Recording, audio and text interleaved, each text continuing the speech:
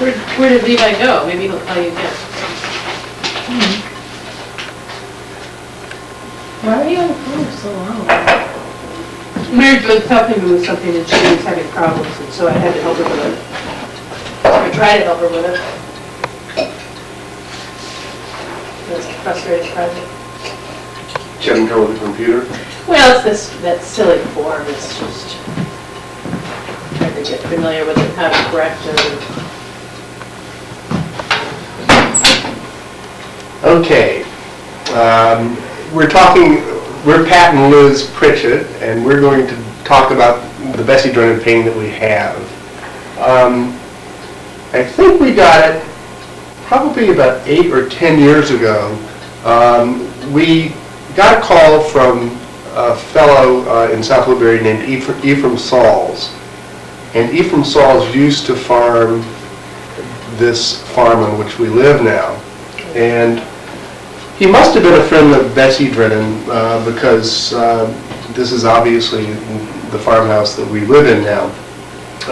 Ephraim died, he lived in South Woodbury, and his relatives, when they were going through his effects, found this painting and actually called me up and wanted to know if we were interested in buying it. And we certainly heard of Bressie Drennan and really loved her art, and so we said yes, and went down there and saw the painting and bought it from the people for $50, which I remember very clearly. I do remember when I first got it thinking, boy, it's the ugliest Bressie Drennan I've ever seen. Didn't you think that? Yes, yeah. Well, the colors are pretty muddy looking. The colors were muddy, and then there were no people in the painting, and I've always thought her paintings are so wonderful, A, for the kind of vivid colors that she used, and also the very frisky people that are usually inhabiting the paintings. In this one, it really is just, I think, a portrait of a house, and that's really what it is. It's pretty easily, the house itself is pretty much the way it is now, with the exception of this little woodshed, which we've seen in old photographs, which was actually taken off. The other things that I think are interesting about it is this little building here, which I believe is a garage. But it looks like a little brick building, but I don't... Well, I'm not sure if that is supposed to be what we call the smokehouse, which is actually lined with brick. It's a brick structure with wood on the outside. But what is interesting to me right now about this building is that I saw or read somewhere recently about a building similar to this that was small, and we've always called it a smokehouse. We thought that's where they smoked their meat. But I heard a structure like this called an ash house, which is maybe where they brought their used ashes, from fires, and this is filled with ashes in the bottom. Oh, that's a good point. So it might actually have been, this is kind of technical, but a building to store ashes from their fireplaces, and then they may have used those ashes to make soap and so on, from what I understand they did with ashes years ago.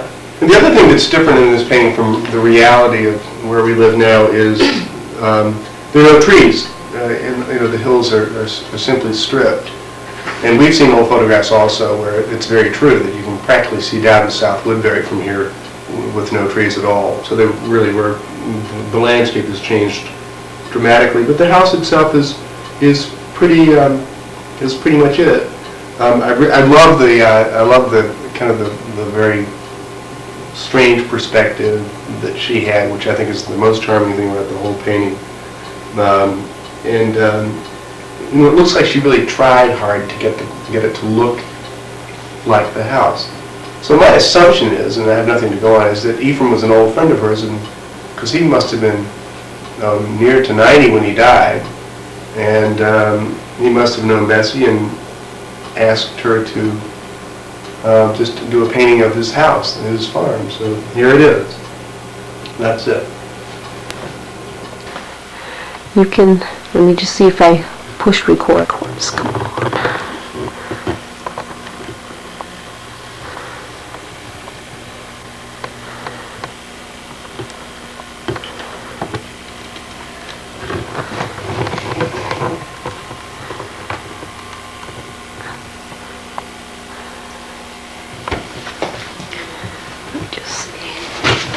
Oh, you're okay, hon.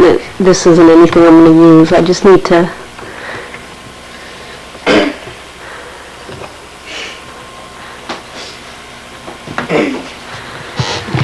I think it's recording. I can't tell. Let's hope it's recording. What are you doing?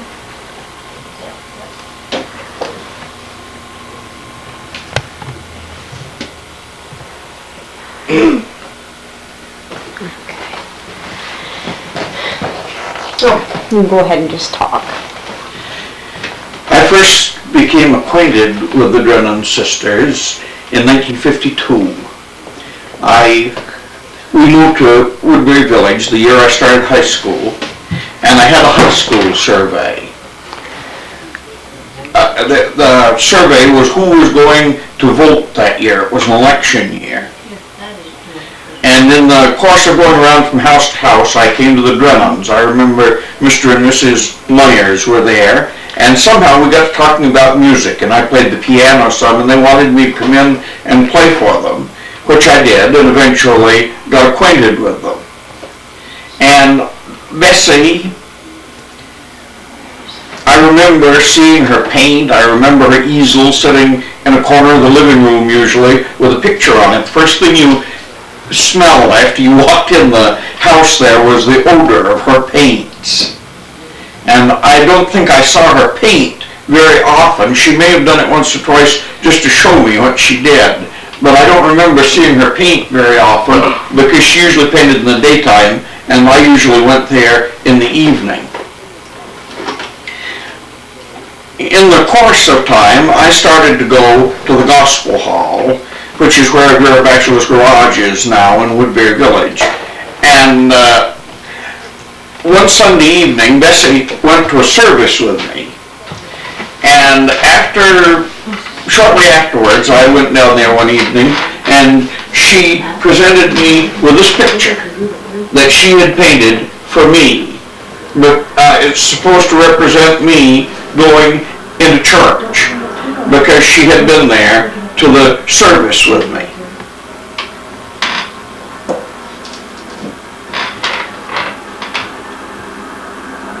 Bessie was different.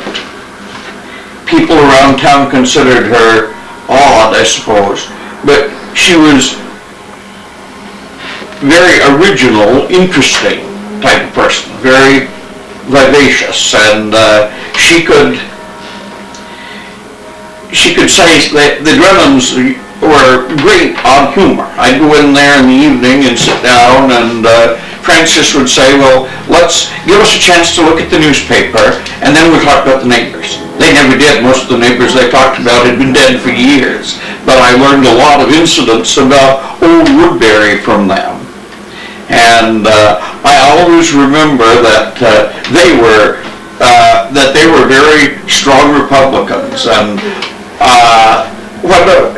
let me see, it was 1960 I was home, I think it was there, and Francis said to me, David, I want you to swear the Freeman's Oath, vote a straight Republican ticket, and I will suggest whom you can vote for.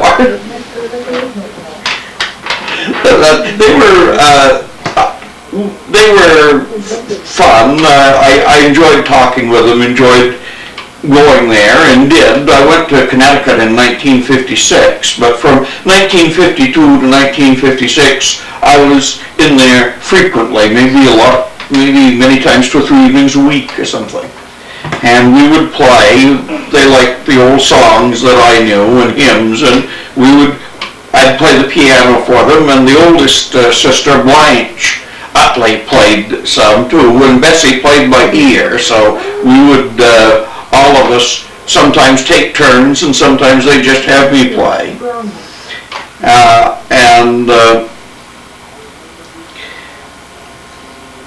I remember being down there one time, and we were looking at old-fashioned three-dimensional stereopticon views. And Bessie said to Blanche, or to Francis rather, she said, Francis, what did they used to call those pug dogs? And Francis said, pug dogs, I suppose, Bessie.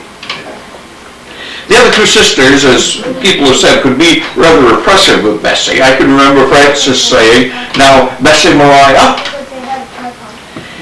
which of course was her first and middle name.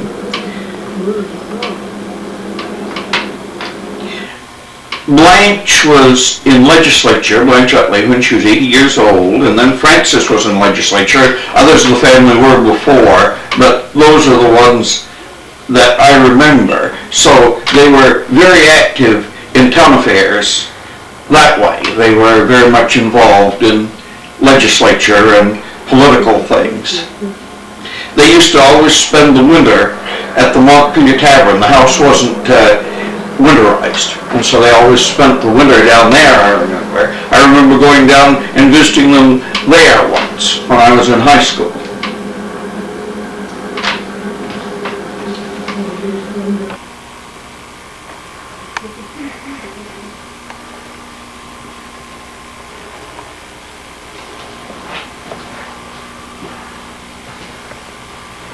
Where is that?